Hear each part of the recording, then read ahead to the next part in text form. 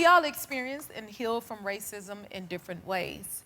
We have some folks here to share their personal perspectives. Hi, everyone. Thank you guys so much for joining us and for being here. Thank you, thank you. Can you all introduce yourselves, starting over here? Yes, hi, my name is Alyssa Ragu. I'm West Indian and Mexican, and I'm a singer-songwriter. Thank you. And how about you? Hi, I'm Sonia Smith-Kang. I'm African-American and Mexican, and so I'm here in LA with my husband who's Korean, and I'm raising 4 multicultural, multilingual children. Beautiful. Beautiful. How about over here? Who do we have? My name is Tina Sufan. I was born in the Philippines. I have been a registered nurse for over 30 years. I love what I do. Thank you for that, Tina. Hi, Jennifer. Hi. My name is Stephen Riddle. I'm one of the founders of LGBTQ+ Ride, a new ride share for our community and our allies to promote a safer, non-discriminatory form of transportation for everybody. Come on. Thank you, Stephen, for that. Alyssa, can you tell us about your experience that you've overcome with racism? Absolutely. Being multicultural and being a mixed woman, I think, can be really confusing when growing up. It's almost like, where do you fit? And when you grow up, you want to sort of fit in a box, but then you come to find out that there is no box for you. You've got to make it yourself. I was raised in an Indian household, with Hinduism being a big part of me. And, you know, having Mexican roots too, I was pretty upset at the comments that I would hear. That's why, as a singer-songwriter, in order to heal through processes like that, I love to incorporate music, rhythms, and things that I've grown up with in order to inspire other people to know that they're enough. I think that there is, thank you. So it's a healing experience, but not only is it something to heal through, it's a practice. Every single day, looking at myself in the mirror and realizing that it doesn't matter what kind of hate comments I get online, you know who you are, and that's the most important part. Keep practicing and telling yourself that you are enough. Yes. Beautifully said. Beautiful. I love everything you just said, that you are enough is everything. Oh, thank you. And that you can mitigate the waters and find your way even though you have those obstacles. Because knowing yourself is part of being able to heal. Right. That is a big part of it. And feeling comfortable in your skin. If someone else is not, that's on them, not on you. Right. Yes. Thank you so much. Knowing who you are. Your attitude. Sonia, can you tell us about your experience? Yeah, I love that you learned so early on. Yes. It took me a long time, you know, to get to that point. I also was a registered nurse.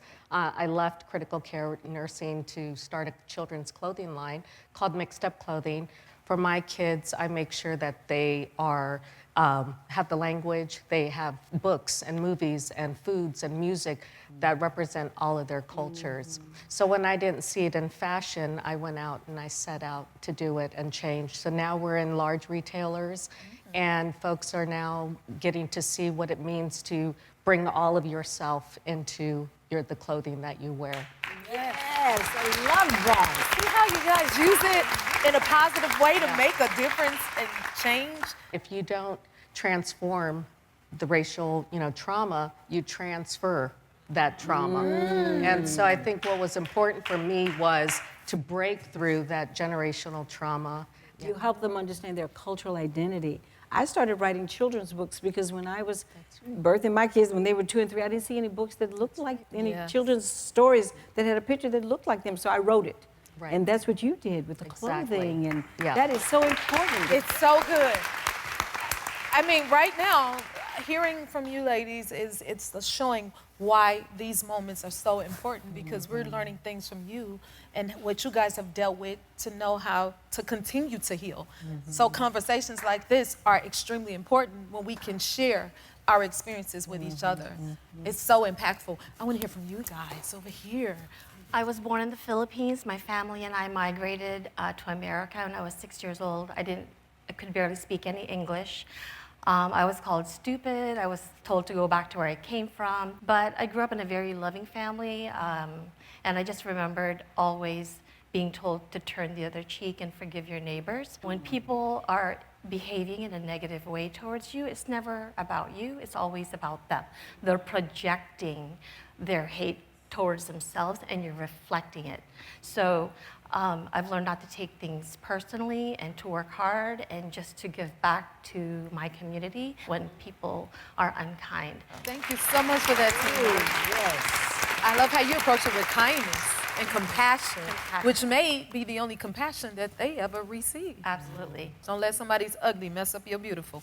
Right. Oh, Can we hello. hear? Thank you. Can we hear from you, Stephen? Absolutely. I'm a proud member of the LGBTQ community, so I have seen firsthand how hurtful people could be. Yes. Because when I was waiting for a ride share, I had a driver say, I don't want you in my car.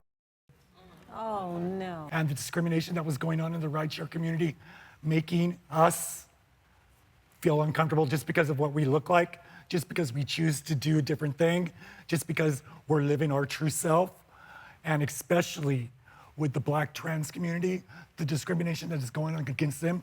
We are proud to give them a safe ride anywhere. Everybody deserves non-discriminatory, free choice, love, and to be able to be safe no matter where you are. You said it, Stephen. Ms. Allen, you got anything you want to say? There's so much I could say to you. I relate to this. So I started a program at our studio called Free to Be, which is an art class for youth, trans youth that are anywhere between 14 and 20 years old, so they could be together and they'd form a community. And they started, I had grandparents bringing their children, and this was good for them to see one another. And it's just hard because there is such discrimination and hatred, and why, I don't understand. And you could put on such a front and be happy and be like, oh, this doesn't bother me. You are willing to love who you want to love, not discriminate, and be there for each other. We love that. We love that. I think this moment is so necessary. Thank you guys for sharing your journeys and experiences with us. So thank you for being here, Miss Debbie Allen. I'm so happy to be You here. have no